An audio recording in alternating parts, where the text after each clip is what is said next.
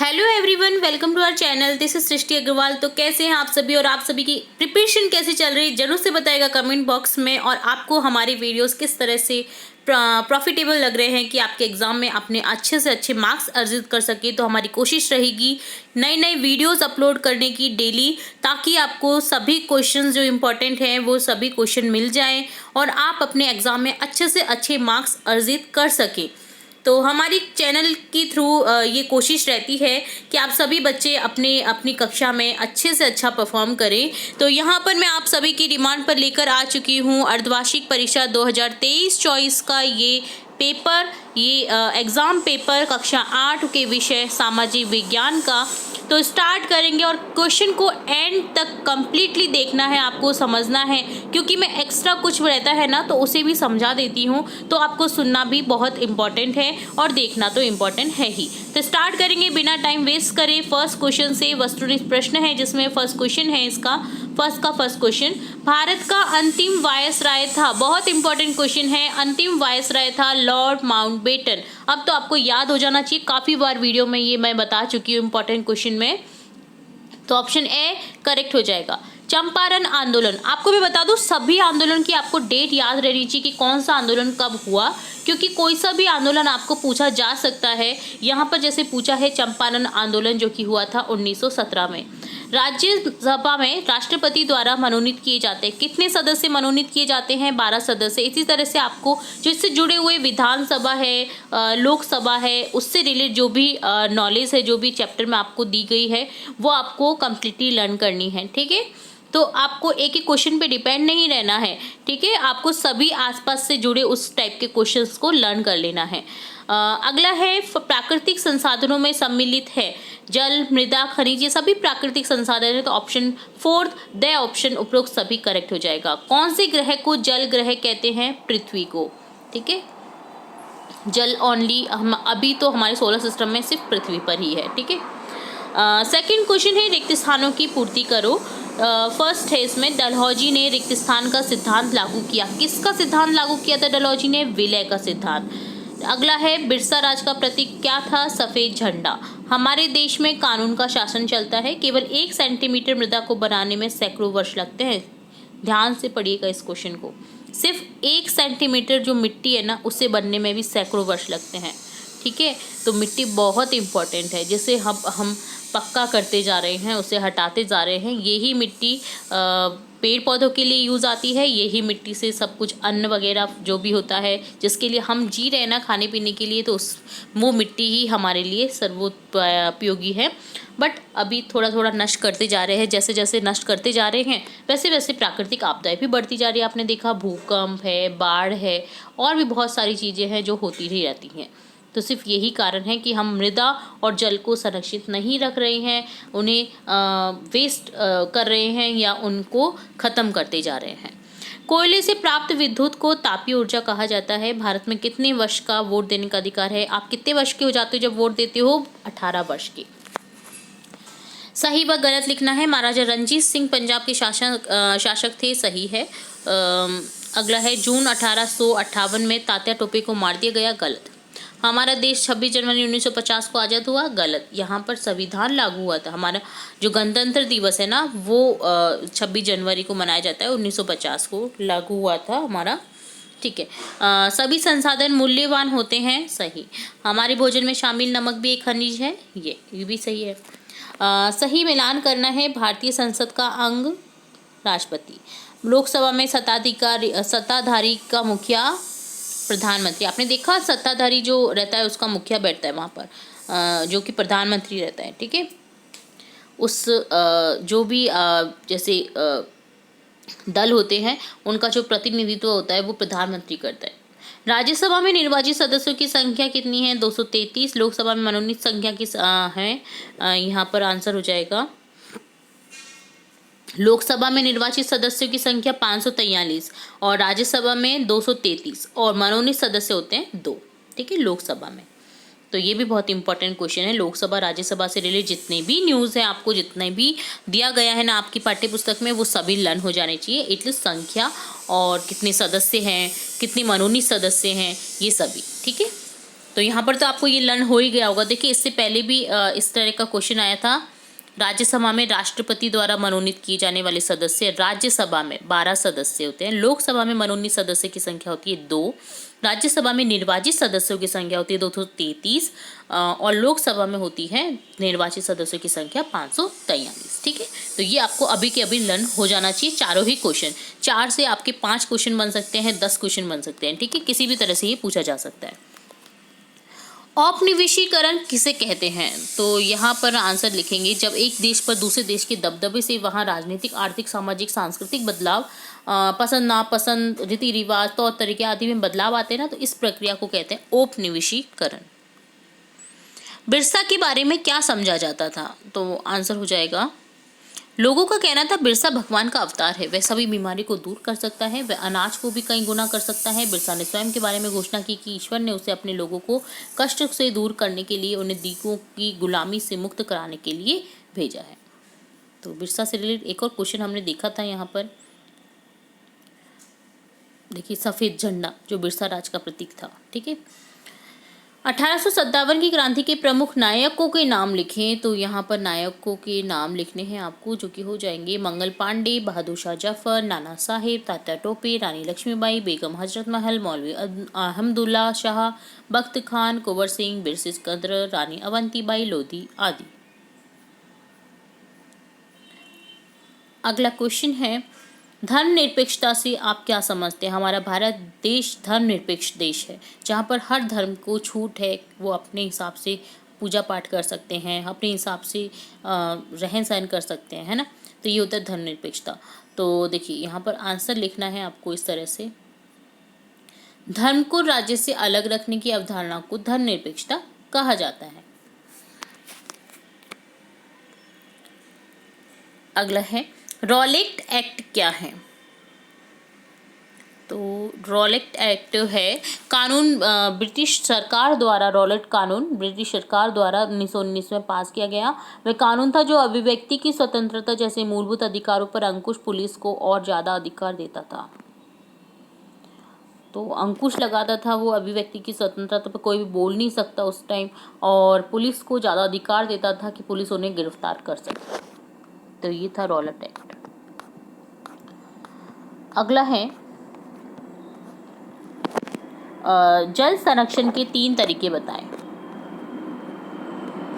तो जल संरक्षण के 3 तरीके देखिए यहाँ पर हो जाएगा, वन अन्य वनस्पतियों का विस्तार करना चाहिए, इससे धरातलीय प्रभाव मंद होता है और भूमि का जल पुनः पूरित होता है। विस्तार करना चाहिए, ठीक है, वन और अन्य वनस्पति को, ना कि नष्ट करना चाहिए। टनल बनाने के लिए या पुल बनाने के लिए या फ्लाईओवर बनाने के लिए या सड़कों का निर्माण करने के लिए वनों को नष्ट नहीं करना चाहिए। जल रिसाव को कम करने के लिए खेतों को सिंचित करने वाली नहरों को ठीक से पक्का करना चाहिए। रिसाव और वाष्पीकरण से होने वाली जल की क्षति को रोकने के लिए खेतों में स्प्रिंकलर द्वारा सिंचाई की जानी चाहिए, जो कि अभी बहुत यूज़फुल एक पद्धति है, जिससे जल का संरक्षण भी मिलता है और धीरे धीरे बूंद बूंद गिरता रहता है। स्प्रिंकलर होता रहता है पानी पेड़ पौधों में, जिससे कि ज़्यादा पानी भी नष्ट नहीं होता है। तो ये बहुत ही अच्छी प्रक्रिया है, जो कि अभी बहुत ज़्यादा खेतों में अपनाई जा रही है, जो कि एक अच्छी बात है। चलिए नेक्स्ट देखेंगे, सौर ऊर्जा के 2 लाभ लिखिए।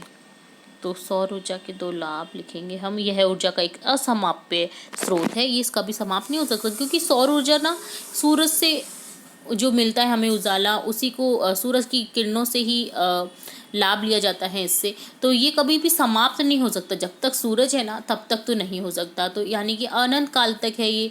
तो इसका उपयोग अगर ज़्यादा से ज़्यादा किया जाए ना, तो हम काफ़ी चीज़ों में योगदान दे सकते हैं पृथ्वी को बचाने के लिए। तो आपने देखा अभी सौर हीटर की भी बहुत आवश्यकता बढ़ती जा रही है, और सौर हीटर लगाते जा रहे हैं, लोगों में जागरूकता आ रही है सौर ऊर्जा के बारे में। जैसे जैसे सौर ऊर्जा से खाना बनाया जा रहा है, जो कि एक बहुत ही अच्छी बात है। सौर ऊर्जा से प्रदूषण भी नहीं होता है, ठीक है। चलिए नेक्स्ट देखेंगे, 1857 के विद्रोह के प्रमुख कारण बताने हैं आपको, क्या क्या कारण थे। तो हमारे क्रांतिकारियों ने ना हमारे देश के लिए काफ़ी कुछ किया है, ठीक है। नहीं तो अगर वो नहीं करते तो आज हम और आप आसानी से सांस नहीं ले रहे होते, क्योंकि अंग्रेज़ों ने बहुत बुरी तरीके से शासन किया है हमारे ऊपर। हालांकि उन्होंने कुछ चीज़ें अच्छी भी की हैं देश के विकास के लिए जो कि आवश्यक थी, बट उसके संग संग में हमारे कई लोगों ने जान भी गंवाई है। हमारे कई राज्यों ने अपनी जो संपदा थी वो भी खोई है, क्योंकि वो लूटपाट कर कर सब ले गए थे यहाँ से, है ना। तो राजा और नवाबों की चिंती सत्ता भारत में अब भी शासन मुगल बादशाहों के नाम पर चलता था। इस नागरी मुगल सम्राट का सम्मान देश की एकता का प्रतीक था। तो ये मैं क्या बता रही हूँ, हमें तो देखना था 1857 की क्रांति। 1857 की विद्रोह के प्रमुख कारण बताने थे ना हमें, ठीक है। तो यस, भारत में अब भी शासन मुगल बादशाह के नाम पर चलता था। इस नामधारी मुगल सम्राट का सम्मान देश की एकता का प्रतीक था। लेकिन कंपनी ने मुगलों के शासन को खत्म करने की भी पूरी योजना बना ली थी। कंपनी द्वारा सिक्कों पर से मुगल बादशाह का नाम हटा दिया गया। 1849 में यह घोषणा कर दी गई कि बहादुर शाह की मृत्यु के बाद लाल किला खाली कर दिया जाएगा और शाहजादी को इस पदवी के प्रयोग पर रोक लगा दी जाएगी, जिससे जनता में असंतोष भड़क गया। दूसरी तरफ डलहौजी की विलय नीति के कारण सतारा, झांसी, नागपुर दूसरे राज्यों को अंग्रेजों ने हथिया लिया। पेशवा बाजीराव के दत्तक पुत्र नाना साहेब की पेंशन बंद करा दी, जिससे नाना साहेब और अन्य राज्य अंग्रेजों के शत्रु हो गए, ठीक है। तो ये प्रमुख कारण थे कि 1857 की क्रांति का विद्रोह हुआ। 1857 में विद्रोह हुआ। भारतीय संविधान में उल्लेखित मौलिक अधिकारों का वर्णन करें।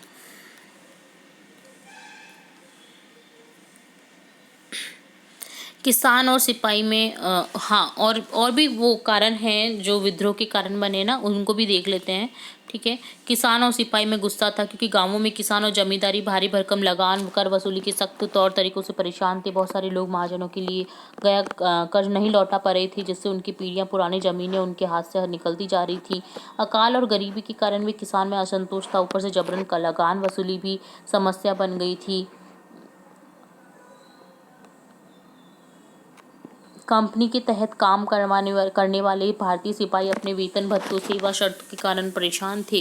कई नए नियम उनकी धार्मिक भावनाओं, आस्था को ठेस पहुंचाते थे। सिपाही गांवों की हालत से भी परेशान थे। सेना से हटाए गए सैनिक बेरोजगारी के कारण अंग्रेजों के शत्रु हो गए थे। भारतीयों को उच्च पद पर नियुक्त नहीं किया जा रहा था। उन्हें अंग्रेज कर्मचारियों की तुलना में कम वेतन दिया जा रहा था। और सामाजिक धार्मिक कारण ये कि अंग्रेज भारतीयों को घृणा से देखते थे। भारतीय परंपरावादी लोक शिक्षा के प्रसार से हम अपना प्रभाव कम होने की शंका करने लगे। हिंदू और मुसलमानों की रीत रिवाजों की खुली निंदा की जाने लगी। भारतीयों को यकीन हो गया था कि अंग्रेज उनका धर्म, उनके सामाजिक रीति रिवाज, परंपरागत जीवन शैली को नष्ट कर रहे थे। उस सभी कारणों से देश में 1857 की क्रांति का जो विद्रोह है वो फैल गया था। अब अगला अपन मौलिक अधिकार देख रहे थे, ठीक है। तो ये भी पूरा करना है आपको, ये मैं बता नहीं पाई थी, मैं आगे बढ़ गई थी, ठीक है। तो ये भी एक प्रमुख कारण है, तो इस तरह से आपको डिटेल में लिखना है। अब देखेंगे भारतीय संविधान में उल्लेखित मौलिक अधिकार। पहला है समानता का अधिकार, जिसमें है समानता के अधिकार से आशय है कि कानून की नज़र सभी के लिए समान है, अर्थात सभी लोगों को देश का कानून बराबर सुरक्षा प्रदान करेगा। इस अधिकार में यह भी कहा गया है कि धर्म, जाति, लिंग के आधार पर किसी भी नागरिक के साथ भेदभाव नहीं किया जा सकता। सार्वजनिक स्थानों पर सभी को बराबर पहुंच का अधिकार होगा। रोजगार के मामले में राज्य किसी के साथ भेदभाव नहीं कर सकता। यद्यपि इसकी कुछ अपवाद भी है। छुआछूत की प्रथा का उन्मूलन कर दिया गया। राज्य कोई भेदभावजनक पदवियां प्रदान नहीं करेगा। स्वतंत्रता का अधिकार। इस अधिकार के अंतर्गत अभिव्यक्ति, भाषण की स्वतंत्रता, सभा संगठन बनाने की स्वतंत्रता, देश के किसी भाग में आने जाने, रहने, कोई भी व्यवसाय, पेशा, कारोबार करने का अधिकार शामिल है। इसी के अंतर्गत जीवन की स्वतंत्रता और निवारक नजरबंदी का अधिकार भी शामिल है। शोषण के विरुद्ध अधिकार। संविधान में कहा गया कि मानव व्यापार, जबरिया श्रम, 14 वर्ष से कम बच्चों को मजदूरी पर रखना एक अपराध है। धार्मिक स्वतंत्रता का अधिकार। सभी नागरिकों को पूरी धार्मिक स्वतंत्रता दी गई है। प्रत्येक व्यक्ति को अपनी इच्छा का धर्म अपनाने, शांतिपूर्वक उसका प्रचार प्रसार करने का अधिकार है। सांस्कृतिक और शैक्षणिक अधिकार। संविधान में कहा गया है धार्मिक, भाषाई सभी अल्पसंख्यक समुदाय अपनी संस्कृति की रक्षा, विकास के लिए अपने अपने शैक्षिक संस्थान खोल सकते हैं। संवैधानिक उपचारों का अधिकार, यदि किसी नागरिक को लगता है राज्य उसके द्वारा उसके किसी मौलिक अधिकार का उल्लंघन हुआ है राज्य द्वारा, तो इस अधिकार का सहारा लेकर वह अदालत में जा सकता है। ये है संवैधानिक उपचार का अधिकार। तो इस तरह से ये है मौलिक अधिकार हमारे। तो डन होता है आपका ये क्वेश्चन मौलिक अधिकार वाला। बहुत ही इंपॉर्टेंट क्वेश्चन है, देखे हैं हमने इस पार्ट में। और लास्ट में आपका 14 क्वेश्चन है ना, विश्व मानचित्र में निम्न स्थानों को अंकित करना। एशिया, जो कि भारत के ऊपर वाला जो हिस्सा है ना, वो एशिया है, जिसमें भारत भी आता है। ठीक है, हिंद महासागर भारत के नीचे, भूमध्य रेखा जो है वो भी आपको ड्रॉ करके देखनी है। अफ्रीका भारत के आप भारत को देखेंगे ना, तो भारत के राइट हैंड साइड में अफ्रीका है। ठीक है, अगर सीधा करेंगे तो। उसके बाद में प्रशांत महासागर है आपका बाईं तरफ। ठीक है, तो इस तरह से आपको प्रशांत महासागर सभी को शो करना है भारत की मानचित्र पर।